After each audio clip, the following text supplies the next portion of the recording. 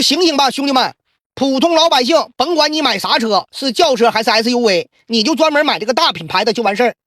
那些刚刚成立的车企，你最好是观望观望，压根没有任何造车经验，你说你能相信他吗？如果你买油车、合资车，你就干这个丰田、本田、日产、大众；国产车你就干这个奇瑞、吉利、长城、长安。这些燃油车的大品牌都是经过市场考验的。那么如果你买新能源，你就干特斯拉。以上这些车企啊，经过了几十年甚至上百年的造车经验积累，非业余选手短短1年2年之内就能反超，那绝对不可能的事儿。咱们可以鼓励新能源发展，鼓励汽车市场多元化，但你别老这个打着感情牌、情怀牌，让普通老百姓支持你，凭啥支持你？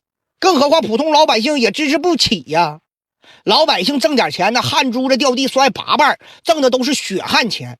咱老百姓买车追求它的耐用性、它的实用性、它的稳定性。现在这个电车发展的速度这么快，更新迭代速度相当快，它的发展和它的配套设施以及它相关的法律依据都不健全。关键新能源车型它的耐用性，普通人也接受不了。如果你选车不知道怎么选，你可以打开懂车帝，搜索你想买的车型，还能查车主真实成交价，让你选车更轻松。那国外有很多人还开着20年前的老车，难道你说这些老车都是工业垃圾？我看恰恰相反，这些老车的存在才能证明这个车企它的车辆的稳定性有多高，它的耐用性有多强。反而国内发展的新能源车型却成了快消品，直接缩短了汽车的使用寿命超过1半以上。